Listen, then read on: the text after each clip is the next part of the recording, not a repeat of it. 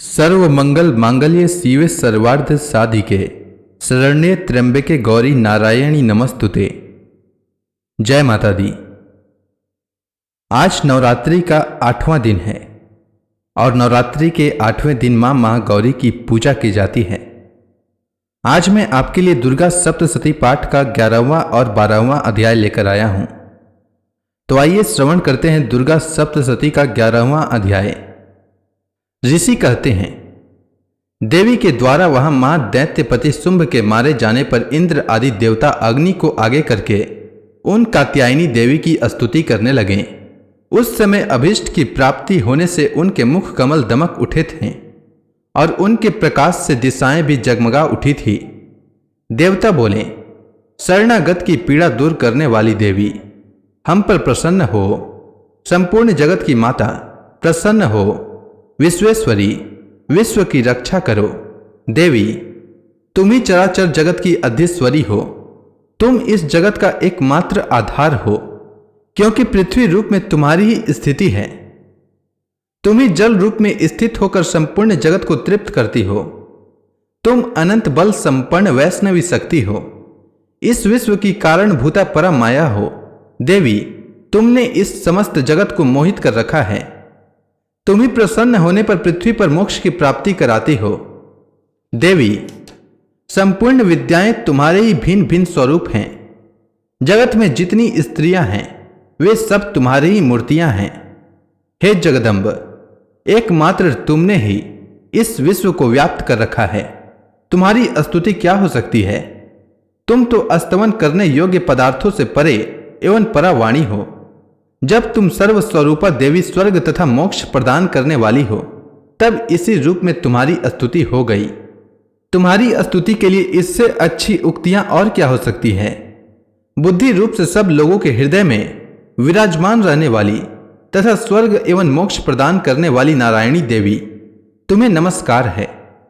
कला काष्ठा आदि के रूप में कर्मशः परिणाम की ओर ले जाने वाली तथा विश्व का उपसंहार करने में समर्थ नारायणी, तुम्हें नमस्कार है। तुम सब प्रकार का मंगल प्रदान करने वाली मंगलमयी हो। कल्याणदायिनी शिवा हो।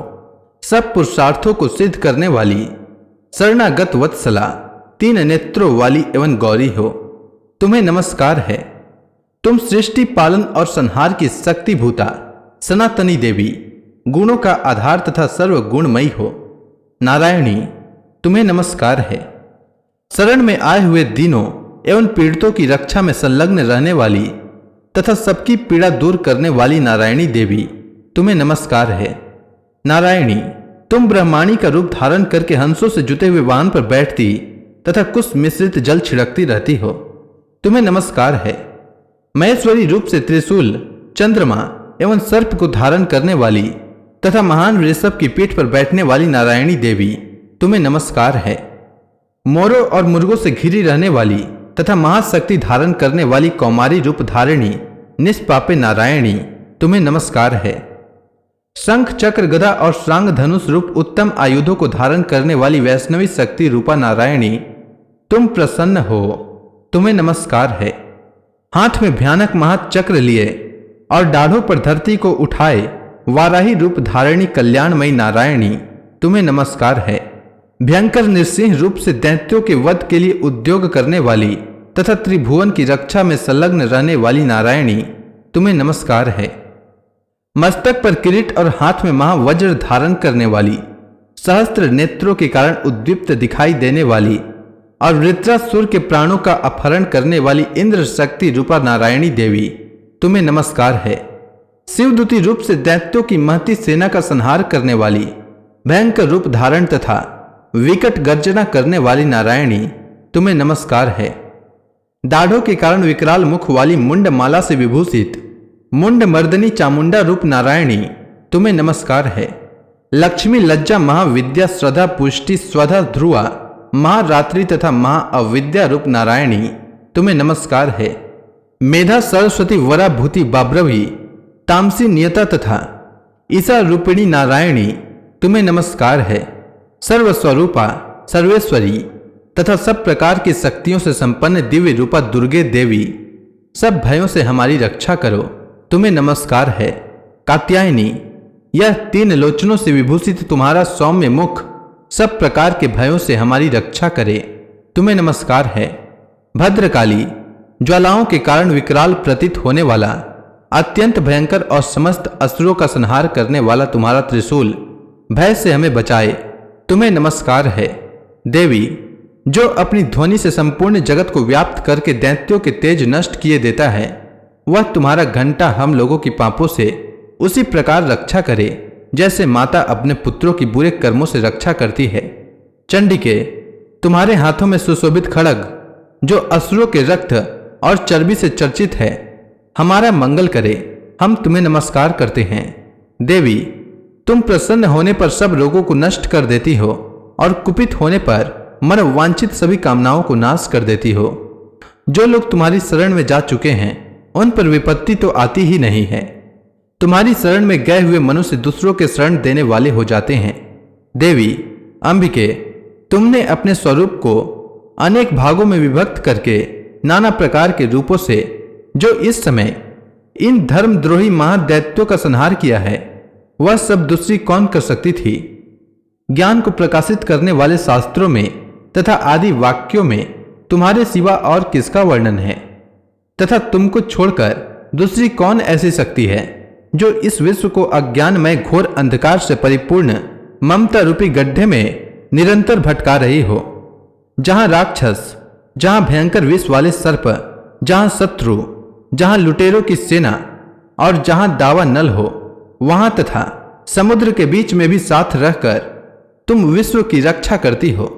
विश्वेश्वरी, तुम विश्व का पालन करती हो, विश्व रूपा हो, इसलिए संपूर्ण विश्व को धारण करती हो। तुम भगवान विश्वनाथ की भी वंदनीय हो। जो लोग भक्ति पूर्वक तुम्हारे सामने मस्तक झुकाते हैं, वे संपूर्ण विश्व को आश्रय देने वाले होते हैं। देवी प्रसन्न हो, जैसे इस समय असुरों का वध करके तुमने शीघ्र ही हमारी रक्षा की है, उसी प्रकार सदा हमें शत्रुओं के भय से बचाओ। संपूर्ण जगत का पाप नष्ट कर दो और उत्पात एवं पापों के फल स्वरूप प्राप्त होने वाले महामारी आदि बड़े बड़े उपद्रवों को शीघ्र दूर करो। विश्व की पीड़ा दूर करने वाली देवी, हम तुम्हारे चरणों पर पड़े हुए हैं, हम पर प्रसन्न हो। त्रिलोक निवासियों की पूजनीय महेश्वरी, सब लोगों को वरदान दो।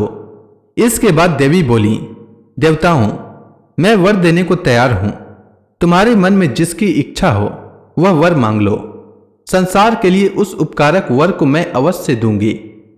देवता बोले, सर्वेश्वरी, तुम इसी प्रकार तीनों लोकों की समस्त बाधाओं को शांत करो और हमारे शत्रुओं का नाश करती रहो। देवी बोली, देवताओं, वैवस्वत मनवंतर के 28वें युग में शुंभ और निशुंभ नाम के 2 अन्य महादैत्य उत्पन्न होंगे। तब मैं नंदगोप के घर में उनकी पत्नी यशोदा के गर्भ से अवतीर्ण हो विंध्याचल में जाकर रहूंगी और उक्त दोनों असुरों का नाश करूंगी। फिर अत्यंत भयंकर रूप से पृथ्वी पर अवतार ले मैं वैप्रचित नाम वाले दानवों का वध करूंगी। उन भयंकर महादैत्यों का भक्षण करते समय मेरे दांत अनार के फल की भांति लाल हो जाएंगे। तब स्वर्ग में देवता और मृत्यु लोक में मनुष्य सदा मेरी स्तुति करते हुए मुझे रक्त दंतिका कहेंगे। फिर जब पृथ्वी पर 100 वर्षों के लिए वर्षा रुक जाएगी और पानी का अभाव हो जाएगा, उस समय मुनियों के स्तवन करने पर मैं पृथ्वी पर अयोनिजा रूप में प्रकट होंगी और 100 नेत्रों से मुनियों को देखूंगी। अतः मनुष्य शताक्षी इस नाम से मेरा कीर्तन करेंगे। देवताओं, उस समय मैं अपने शरीर से उत्पन्न हो शाकों द्वारा समस्त संसार का भरण पोषण करूंगी। जब तक वर्षा नहीं होगी तब तक वे शाक ही सबके प्राणों की रक्षा करेंगे। ऐसा करने के कारण पृथ्वी पर शाकंभरी के नाम से मेरी ख्याति होगी। उसी अवतार में मैं दुर्गम नामक महादैत्य का वध भी करूंगी। इससे मेरा नाम दुर्गा देवी के रूप में प्रसिद्ध होगा। फिर मैं जब भीम रूप धारण करके मुनियों की रक्षा के लिए हिमालय पर रहने वाले राक्षसों का भक्षण करूंगी, उस समय सब मुनि भक्ति से नतमस्तक होकर मेरी स्तुति करेंगे। तब मेरा नाम भीमा देवी के रूप में विख्यात होगा। जब अरुण नामक दैत्य तीनों लोकों में भारी उपद्रव मचाएगा, तब मैं तीनों लोकों का हित करने के लिए 6 पैरों वाले असंख्य भ्रमरों का रूप धारण करके उस महादैत्य का वध करूंगी। उस समय सब लोग भ्रामरी के नाम से चारों ओर मेरी स्तुति करेंगे। इस प्रकार जब जब संसार में दानवी बाधा उपस्थित होगी तब तब अवतार ले मैं शत्रुओं का संहार करूंगी। इस प्रकार से मार्कंडे पुराण में सावर्णिक मनवंतर की कथा के अंतर्गत देवी महात्म्य में देवी स्तुति नामक 11वां अध्याय पूरा हुआ। अब आइए श्रवण करते हैं 12वां अध्याय। देवी बोली, देवताओं, जो एकाग्रचित्त होकर प्रतिदिन इन स्तुतियों से मेरा स्तवन करेगा उसकी सारी बाधा मैं निश्चय ही दूर कर दूंगी। जो मधु कैटभ का नाश, महिषासुर का वध तथा शुंभ निशुंभ के संहार का प्रसंग का पाठ करेंगे तथा अष्टमी, चतुर्दशी और नवमी को भी जो एकाग्रचित्त हो भक्ति पूर्वक मेरे उत्तम महात्म्य का श्रवण करेंगे, उन्हें कोई पाप नहीं छू सकेगा। उन पर पाप जनित आपत्तियां भी नहीं आएंगी। उनके घर में कभी दरिद्रता नहीं होगी और उनको कभी प्रेमी जनों के विच्छोह का कष्ट भी नहीं भोगना पड़ेगा। इतना ही नहीं, उन्हें शत्रुओं से, लुटेरों से, राजा से, शस्त्र से, अग्नि से तथा जल की राशि से भी कभी भय नहीं होगा। इसलिए सबको एकाग्रचित्त होकर भक्ति पूर्वक मेरे इस महात्म्य को सदा पढ़ना और सुनना चाहिए। यह परम कल्याणकारक है। मेरा महात्म्य महामारी जनित समस्त उपद्रवों तथा आध्यात्मिक आदि तीनों प्रकार के उत्पातों को शांत करने वाला है। मेरे जिस मंदिर में प्रतिदिन विधि पूर्वक मेरे इस महात्म्य का पाठ किया जाता है उस स्थान को मैं कभी नहीं छोड़ती। वहां सदा ही मेरा सन्निधान बना रहता है। बलिदान, पूजा, होम तथा महोत्सव के अवसरों पर मेरे इस चरित्र का पूरा पूरा पाठ और श्रवण करना चाहिए। ऐसा करने पर मनुष्य विधि को जानकर या बिना जाने भी मेरे लिए जो बलि, पूजा या होम आदि करेगा उसे मैं बड़ी प्रसन्नता के साथ ग्रहण करूंगी। शरत काल में जो वार्षिक महापूजा की जाती है उस अवसर पर जो मेरे इस महात्म्य को भक्ति पूर्वक सुनेगा वह मनुष्य मेरे प्रसाद से सब बाधाओं से मुक्त तथा धन, धान्य एवं पुत्र से संपन्न होगा। इसमें तनिक भी संदेह नहीं है। मेरे इस महात्म्य, मेरे प्रादुर्भाव की सुंदर कथाएं तथा युद्ध में किए हुए मेरे पराक्रम सुनने से मनुष्य निर्भय हो जाता है। मेरे महात्म्य का श्रवण करने वाले पुरुषों के शत्रु नष्ट हो जाते हैं, उन्हें कल्याण की प्राप्ति होती है तथा उनका कुल आनंदित रहता है।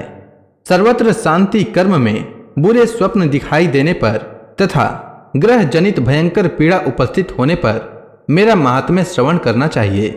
इससे सब विघ्न तथा भयंकर ग्रह पीड़ाएं शांत हो जाती है और मनुष्यों द्वारा देखा हुआ दुष्स्वप्न शुभ स्वप्न में परिवर्तित हो जाता है।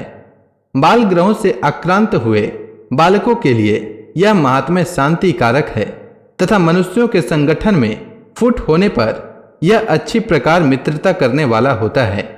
यह महात्म्य समस्त दुराचारियों के बल का नाश करने वाला है। इसके पाठ मात्र से राक्षसों, भूतों और पिशाचों का नाश हो जाता है। मेरा यह सब महात्म्य मेरे सामीप्य की प्राप्ति कराने वाला है। पशु, पुष्प, अर्घ्य, धूप, दीप, गंध आदि उत्तम सामग्रियों द्वारा पूजन करने से, ब्राह्मणों को भोजन कराने से, होम करने से, प्रतिदिन अभिषेक करने से, नाना प्रकार के अन्य भोगों का अर्पण करने से तथा दान देने आदि से 1 वर्ष तक जो मेरी आराधना की जाती है और उससे मुझे जितनी प्रसन्नता होती है उतनी प्रसन्नता मेरे इस उत्तम चरित्र का एक बार श्रवण करने मात्र से हो जाती है। यह महात्म्य श्रवण करने पर पापों को हर लेता और आरोग्य प्रदान करता है।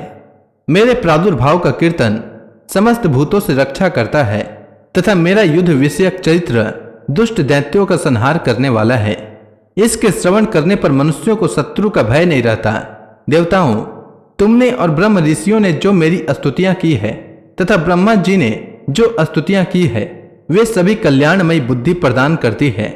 वन में, सुने मार्ग में अथवा दावा नल से घिर जाने पर, निर्जन स्थान में लुटेरों के दाव में पड़ जाने पर या शत्रुओं के पकड़े जाने पर अथवा जंगल में सिंह, व्याघ्र या जंगली हाथियों से पीछा करने पर, कुपित राजा के आदेश से वध या बंधन के स्थान में ले जाए जाने पर अथवा महासागर में नाव पर बैठने के बाद भारी तूफान से नाव के डगमग होने पर और अत्यंत भयंकर युद्ध में शस्त्रों का प्रहार होने पर अथवा वेदना से पीड़ित होने पर या सभी भयानक बाधाओं के उपस्थित होने पर जो मेरे इस चरित्र का स्मरण करता है वह मनुष्य संकट से मुक्त हो जाता है।